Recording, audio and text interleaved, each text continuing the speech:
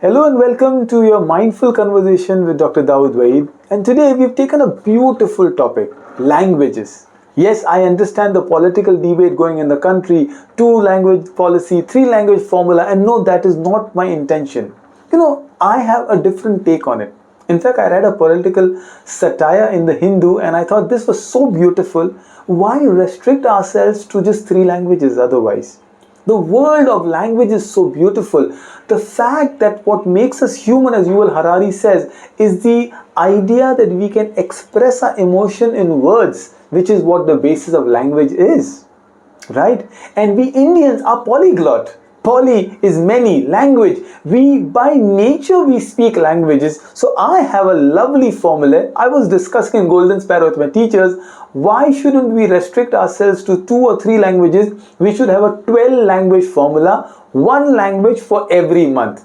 The satire said 14, I said make it 12. So what are my 12 languages for you? I thought it's hilarious, it's very light-hearted. Please, don't be prejudiced. Have fun when you listen to this. I've borrowed a lot of concept, but I thought I'll put it into words and maybe, just maybe, you can grow a child with at least half of the language. We don't mind a Virat Kohli's sixer, the straight one of Haris Rauf, but here are my 12 suggestions for a language should be.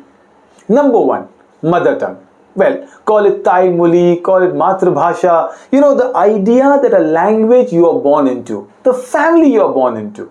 It's a language which is the sweetest one for a child. Perhaps it's the first word that a child hears. Call it Ma, Ammi, Mata, Mama, whatever word you choose. I think mother tongue is the essence. Today they might hear an Instagram notification before, but the root of every language is your mother tongue. I'm a Gujarati and I made sure, although I did not live in Gujarat for most of my life, I made sure my daughters speak the language so that I communicate to my parents who can speak multilingual. But the idea is whatever languages you are from, Odia, Bengali, Malayalam, Marathi, make sure it's a language you prioritize on. Number 2, well, if I'm talking about mother tongue, how about adding the mother of all languages, Sanskrit? Well, the very idea of Sanskrit is it's an ancient language. It's the original language. A lot of European language have borrowed from Sanskrit. The very word Sanskrit comes from a word itself which is Samskruta, which means perfected. Think of the Vedas, think of the Srimad Bhagavad Gita, think of the slokas. I mean, there is a power in a language and, it's not Brahmastra or Ranbir Kapoor, but the language itself is so deep, so resonating, so rational. I have a good friend, Dr. Pillai, Radhakrishan Pillai. He's the author of these books called Chanakya Niti or Corporate Chanakya. And he says he did an MA in Sanskrit to understand the minds of Chanakya. So there you are. Let's become an orator in a language of our ancient India. Well, when I'm talking about ancient languages, how about Latin as number 3? Well, it's all Greek and Latin to me, but still, Latin is an origin of so many languages. At least, if you learn language, you'll be able to speak to Julius Caesar. Maybe at least you can speak to Jesus Christ. Oh, he didn't speak Latin, he spoke Aramaic, but Aramaic is an old language. So my 4th option for you would be Arabic. Arabic is another of those ancient languages, so deep, so resonating. A lot of English words are borrowed from Arabic. Think of the word like, there's a word called Asatirul Awwalin. Asatir is stories. Well, Admiral is Amirul Bahar. Gibraltar is Jabal Tariq. The idea is, which is very ironical, that Arabic is supposed to be a language of a religion, like the Muslims. And 90% of the Muslims, 1 billion of them, don't understand Arabic. Ironical. And I was finding it strange until I went to South India where people can read Hindi, they don't understand Hindi.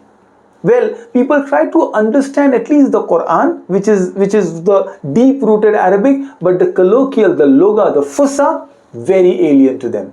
Maybe if you just want to hear how rhythmic, beautiful it is, listen to one of the Qaris, one of the ones reciting the Quran, and you'll fall in love with the language.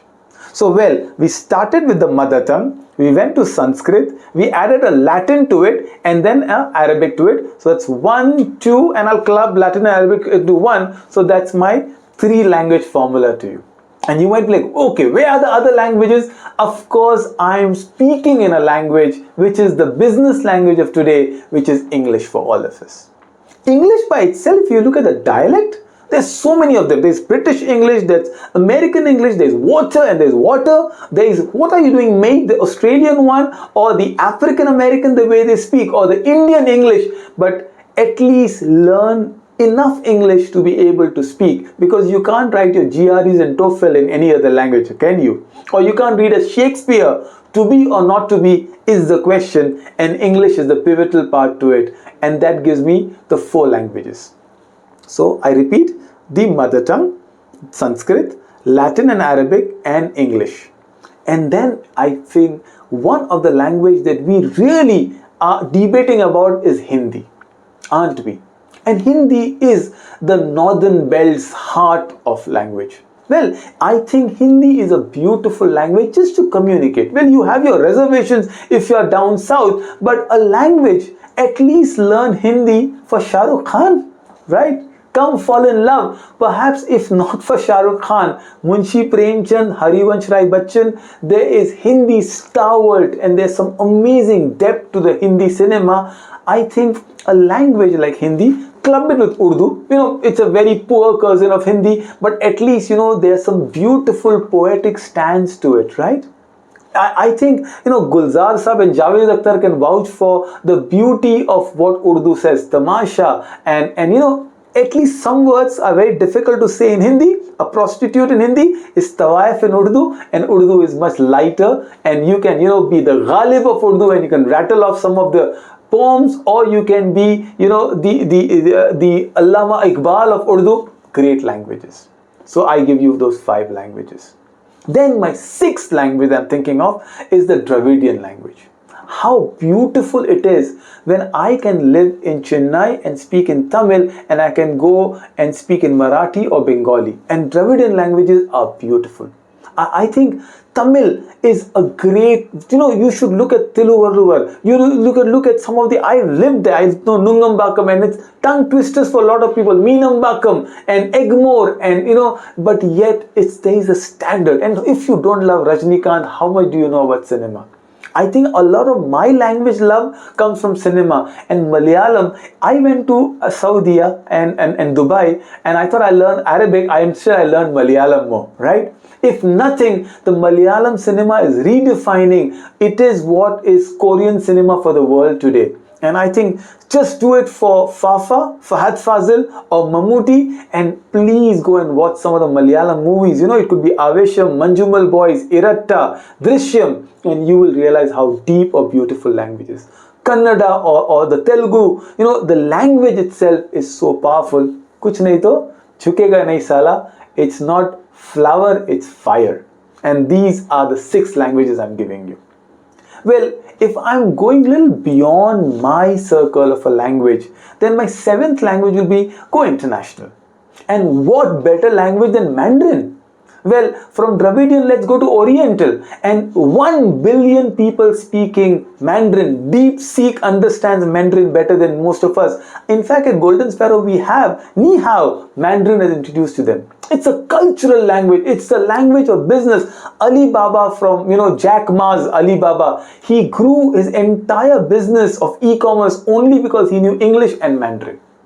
And then in the Oriental language is what I call the new French language, the Korean language. In fact, this means love. If you don't understand this, thanks to Blackpink and BTS's, Jungkook is the modern day version of Ryan Gosling, the Barbie guy, or is it Ryan Reynolds, the Deadpool guy? I always get confused, but these are the languages you should think of. Even Japanese. The words they have given, ikigai, wabi-sabi, the kind of misogi. I think the Oriental language should be on your platter, should be the list that you've got. So that makes me 7 language already. Well, I've got 12 to cover up. What else can I introduce? Well, the 8th language probably should be some of the European languages. Don't you think so? I mean, if I had to pick up a language, my daughter is learning German, and Guten Morgen is all I can speak about. But if there's one community, one country that actually is better than China in its imports, in fine machinery, then has to be Germany. Look at the cars of the world. the BMWs, the Audis, the Mercedes-Benz, and that is German for you. Well, French if you're very romantic, but otherwise it's a language I really admire, which is Spanish. If not for Salma Hayek and who's those Ricky Martin, please, the only thing that binds the two greatest GOAT of football, Cristiano Ronaldo and Lionel Messi, besides the football, is Spanish. And if you learn Spanish, entire continent of South America, from Brazil to Argentina and Uruguay, is yours to communicate with. How powerful a language can become. That is my 8 languages of the world. Wow, I've learned so much in the world. And what are FOMO? Well, FOMO is fear of missing out. One language I think you need to pick up is your teenager's language. You know, the acronym TTYL, LOL, move beyond. You know, in our Orchid days, we used to say ASL, age, sex and location. I think our teenagers learn more about acronym. You know, when we started learning, we said OKAY, okay.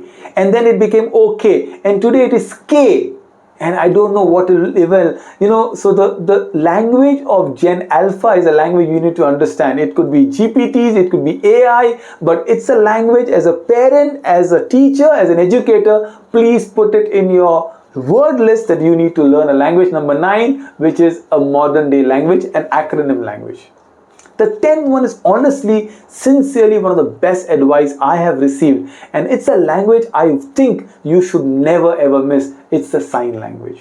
Remember the sign for help? It says like this, right? Or the sign that you say things around. Have you heard the deaf and mute people speaking? Oh, there was a stand-up and I love the way that there were 2 mute people speaking and one was giving all the signs and other was just quiet. In them also they said there's extrovert and introvert. But I think if you can speak a language, use the language of signs. You know, it could be even Braille. It's a language itself. The SOS, the Morse code, it's a brilliant language you need to pick up, and that would be on my list of the languages. How many did we go? 9 or 10? Well, those are the languages I think you need to pick up. It's an important language. You can't skip it. I think that is my number 9. Number 10 is bits and binaries. What is it?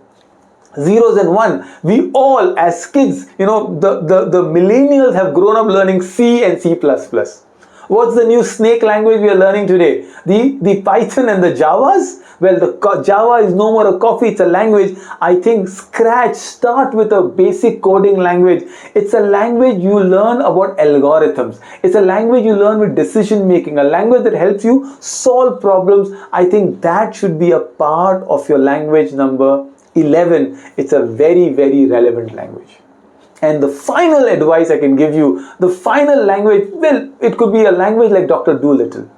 Learn the language of empathy. Learn the language of the bees and the birds. Well, not necessarily bees and the bird in that sense, but a language you can talk, like a horse whisperer. Oh, there is a student I know, she's gone all the way to Japan to learn the whaling languages. How amazing would that be? Or at least learn a Dokrati. What's a Dokrati? Dokrati is the language of the 3 dragons that the nice Targaryen have. And you can say Dracarys and there's fire, or Vla and they fly away.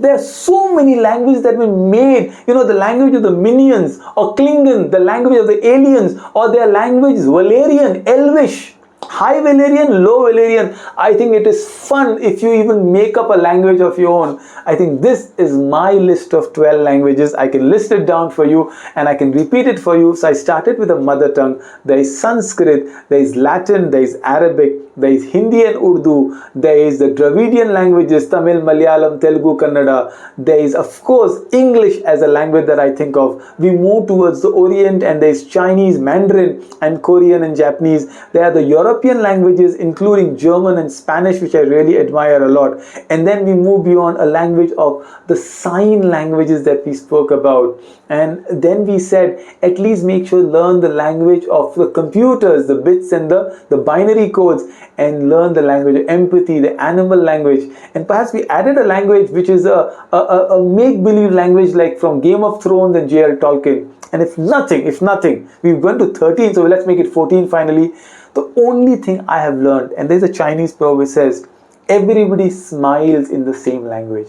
So if the only language you can speak is smiling, keep smiling. Smiling is charity. Smiling is love. Because the very essence of language is not to spread hatred, malice, misinformation. The very joy of language is to be able to express, communicate and share. So let's share this video, like and subscribe, and thank you so much for being part of my language conversation with you. Let's increase our heart and let's speak the languages of the world. Thank you.